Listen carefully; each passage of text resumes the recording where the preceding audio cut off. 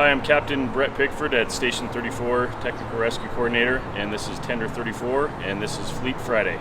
Metro Fire, what is the address of the emergency? What's on fire? Multiple calls reporting flames coming from the roof. LPDs arriving on scene stating fire in the stairwells as well. Multiple callers, flames seen coming out of the unit. Possible parties trapped. There's an older lady that lives there. She's not seen. Right, medium-sized, two-story multi-family. We have smoke and flame showing. Alpha side. WSM command. We're in the offensive strategy. We do have extension to the second floor. Headed to the third. Let's go ahead and start the second alarm. 34, Tower 35, Ladder 12, along 811, engine 42, engine 38, engine 42, medic 211, medic 21, battalion chief 3, battalion chief 5, safety 35, netcom op 3, confirmed multiple restructure. 17, netcom 40, last page, V.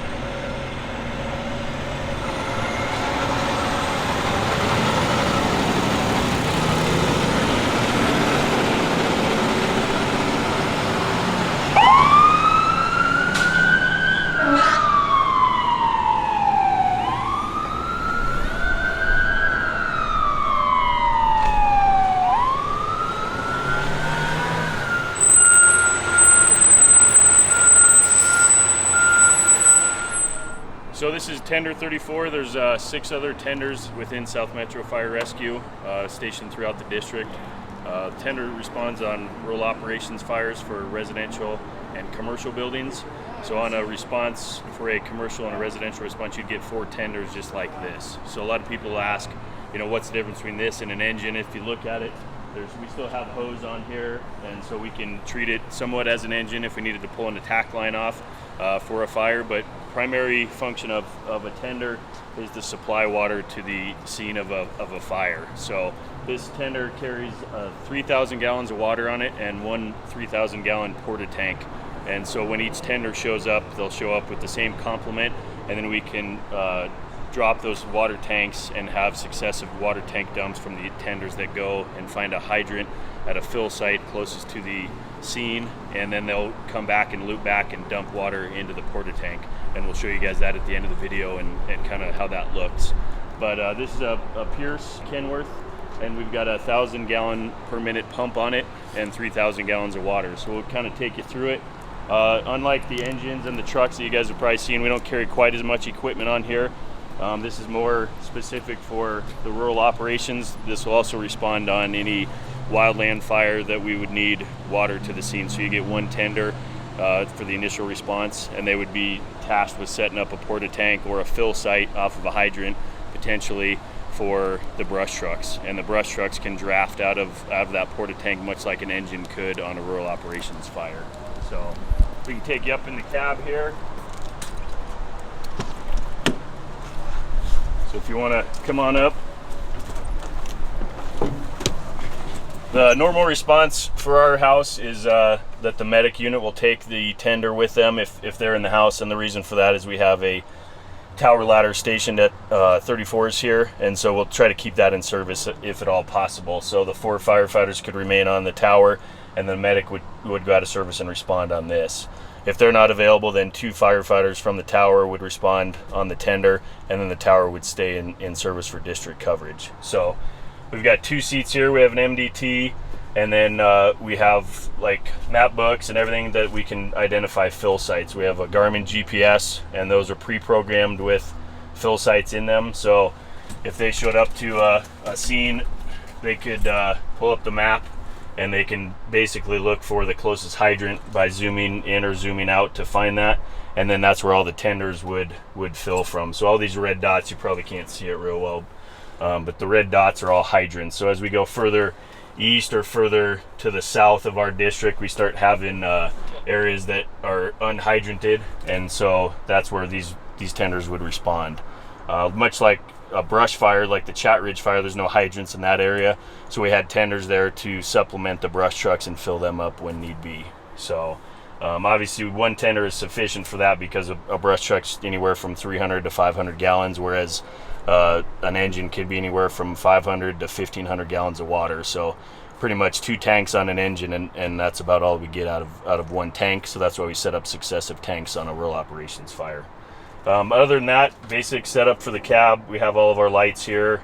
We can put that pump into pump mode from the cab here, and do all that. Turn our battery on.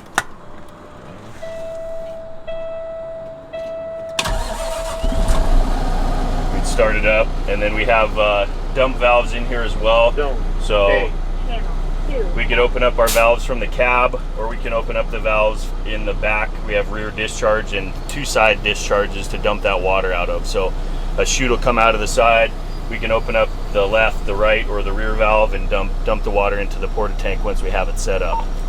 But other than that, we basically have our emergency master lights, and then we have our water tank, so we can see from the cab here that it's full. So once we have a firefighter positioned at the hydrant to fill the tender, I would stay in the cab, or whoever the firefighter was would stay in the cab, and then that firefighter would fill it, and that will help increase our fill time, or reduce our fill time. And when we're full, then we give them the sign, and they've got a gauge on the back too, and they send us on our way, so we don't keep getting in and out of the cab. So that's kind of how that fill side operation would work, and we've got a compartment in here that we can show you all that stuff as well. So that's pretty much it for the cab. For the most part, we do have roll stability on here, NFPA requirement for all the new engines, towers, and tenders. So if we're going around a corner and we have a shift, or we're going too fast into that corner, the roll stability will kick in, and it'll reduce our power so that we don't roll the tender. So that's something that's taken a little bit of a learning curve for people, so they're not going too quick into corners. So we do have training that we do for all the brand new rookies coming out of the academy, and then the engineers and firefighters. We every so often will do a tender training so that they're comfortable with that. Anybody housed at a tender station should be comfortable driving them and trained for it, so that we have a professional response and that we're safe doing it. And these are some of the features that help us with that. So as we exit the cab, if we were involved in doing a short relay to another engine, or we were going to set up a Porta tank operation, we would come out here and open our tank to pump, and then we would open our intake for the pump, and that will give us water, so we can recirc water. And then if we needed to go up the driveway, if it's a smaller fire, we could basically do a short relay, and we would send water through a discharge on the other side to the attack engine, and give them all of our water out of this tank. If the fire was still big enough that we couldn't handle it with the 3,000 gallons of water on here and the first 2 engines, then we'll set up a relay operation with drafting operations either at the site if it's big enough, or at the driveway, and pump water to that attack engine. So there's a few different options we do with that, and we train all the firefighters to be comfortable with that, to work with those engineers when they show up, to get the 5-inch out, give that to the engineer, and supply his engine with whatever water's left here. So 3,000 gallons is quite a bit of water. Most of our attack lines are 185 GPM to 325 GPM gallons per minute. So that would be basically the 185 gallon per minute line that would be pulled off the engine would be this yellow line. So that's an 1 3/4 attack line. We also have a red one that goes out the other side, and then that bigger line's a 2.5-inch attack line that would put out about 325 gallons per minute, and those would be used so if we had 3,000 plus whatever's on the 2 engines, we got about 5,000 gallons of water to handle that. And if we couldn't do it with that amount of water, then we would set up a Porta tank operation. So once we got that in pump, we'd get all that out. We have adapters in this compartment. We have a short section of 5-inch here, so we would park close enough to that attack engine to roll out our 5-inch supply line and give them our water. And then we have 2.5-inch lines too, so if we're filling brush trucks, we could use these to quickly fill it and be a little bit more maneuverable. We also have some different reducers and adapters, so if we're going to dress a hydrant, we can use all these different adapters, and then basically just miscellaneous stuff in our toolbox and tools in this compartment. That dump valve I was showing you, this would lift up, and this dump valve will extend out, and water would dump out of there. So that valve that I showed you in the cab is how we get water from these dump valves. And then there's also valves on the back that I'll show you as well. This compartment is our hydrant bag, so we had a fill site. When that firefighter identifies the closest hydrant, he would dress the hydrant with our valves here and hook our 5-inch up to this, and then when that tender shows up, this would be hooked to the hydrant, this would be hooked to that 5-inch I showed you, and that would go to fill that tender upon their arrival, and then he'd send them on their way once they're full and just leave all this at the fill site to address that hydrant. As we come out back here, these valves I was showing you are right here. So there's the driver dump valve, the rear dump valve, and then the passenger side dump valve, and we'll show you that here in a minute. Just scene lights, and then we have hard suction in here. So this has a jet siphon in it. So like I told you, that first tank was dropped, would be dropped off of here, and then once the second tender drops their tank, we would transfer water from the back tank to the front tank with a jet siphon, and we'll show you that with an 1 3/4 line. But basically it's just a Venturi effect where water is introduced with an 1 3/4 line off of the tender, and then it entrains water and it transfers water from the back tank to the rear tank, where our duck's foot would be set up to draft that water out with the engine.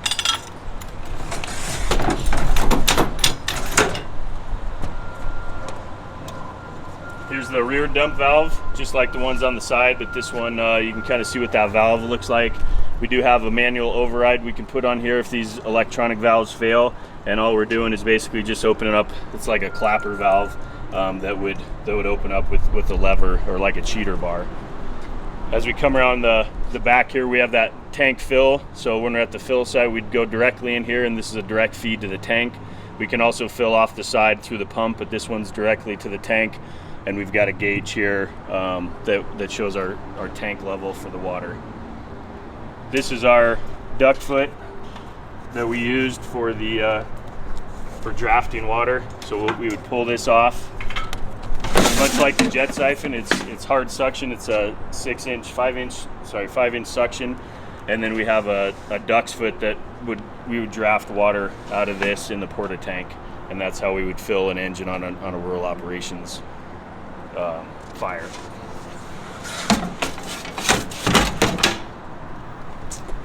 Let's see. In here, just some extra hose, so we have a little more flexibility. There's just a hydrant wrench and a tarp, extra def. These are all diesel engines, so we have extra def in case we need it. Another dump valve here. And then, like I said, we do go on wildland fires with tender. So we have web gear for the firefighters if they're operating on a wildland fire, so that they're protected with a fire shelter. And then we just have, some cans and some other tools in here, chains in snowy times.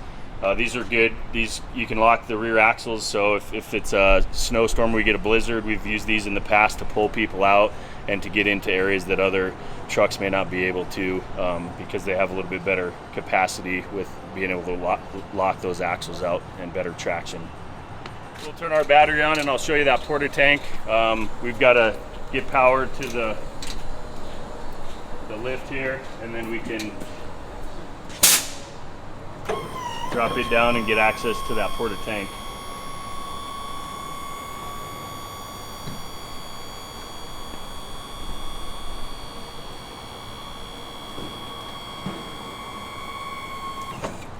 So that firefighter and that crew that's set up at the drafting site would be in charge of setting the primary tank and the backup tank up.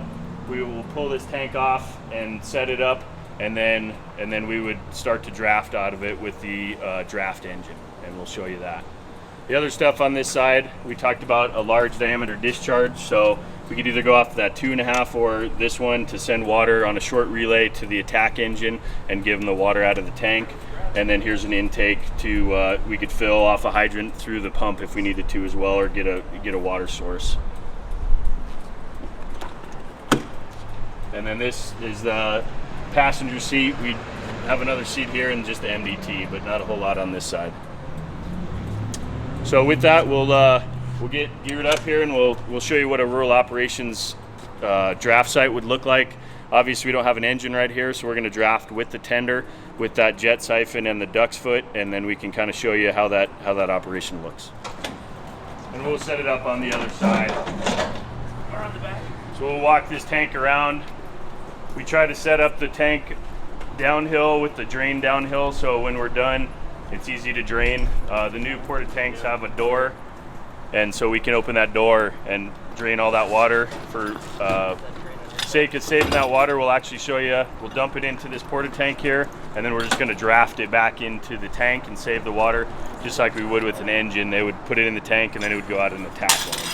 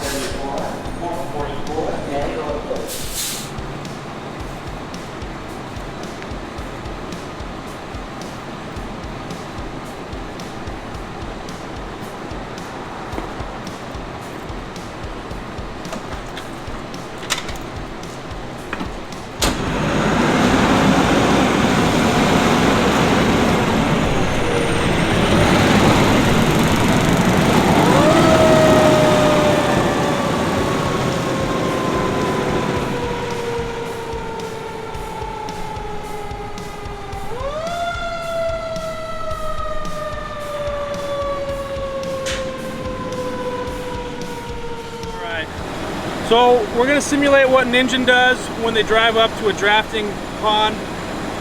We're going to use our tender since we don't have an engine here at the station. This tender has the same pumps as our engines. So what we start with, we get our 5-inch rigid suction hose.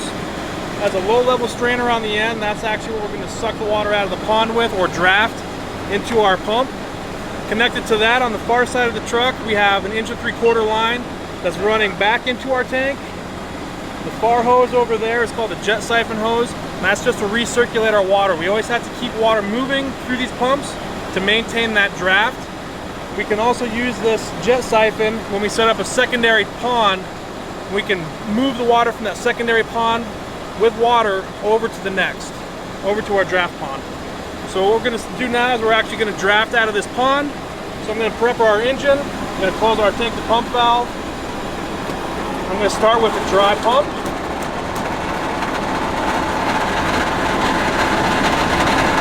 As you can see, we have less than 1/4 tank of water on this, so we'll see how fast we actually fill this thing back up. So as you can see, our strainer, our duck's foot low-level water strainer is floating. I'm going to start sucking the water up with the primer. I'm going to open our inlet.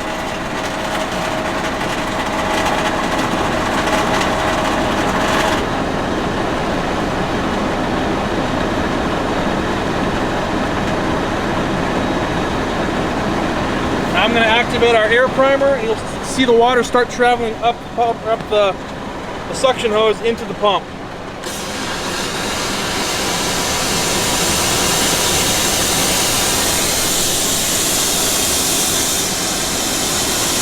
Now that I have water into the pump, I'm going to open our recirculating line so we can keep moving that water like we talked about.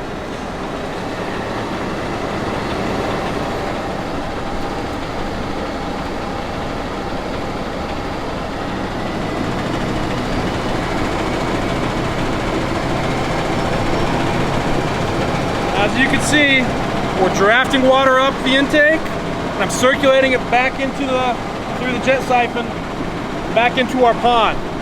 So we can simulate is if this was an attack line going off to fight the fire, it wouldn't obviously be back into our pond and be spraying the water, and we'd actually be lowering the level of this pond. So we can also fill our tanks with this pond. We need to make sure our tanks are full. So we'll start filling this tank, and you'll see the level of the pond actually dropping because I'm storing water back into the tank.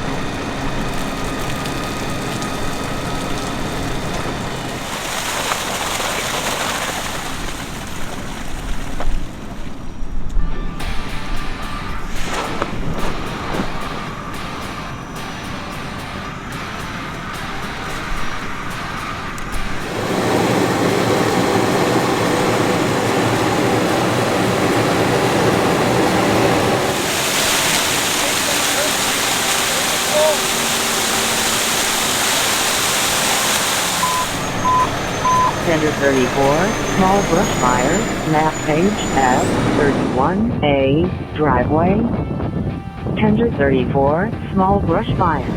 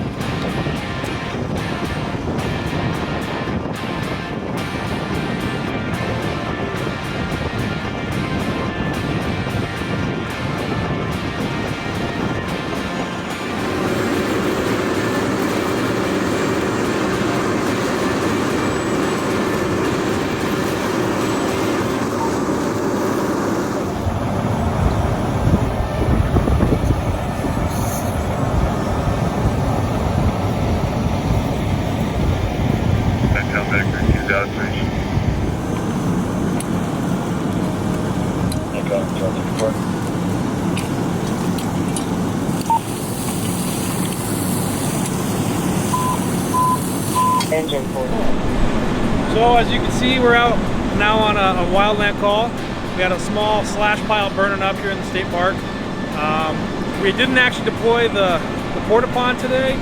What we did was we were filling brush trucks on one side, and then on the fire side we actually pulled the line off the tender, and we're using that for fire attack. Basically we're just a big portable hydrant. So we have the 3,000 gallons, and in this case we were both filling and fighting the fire.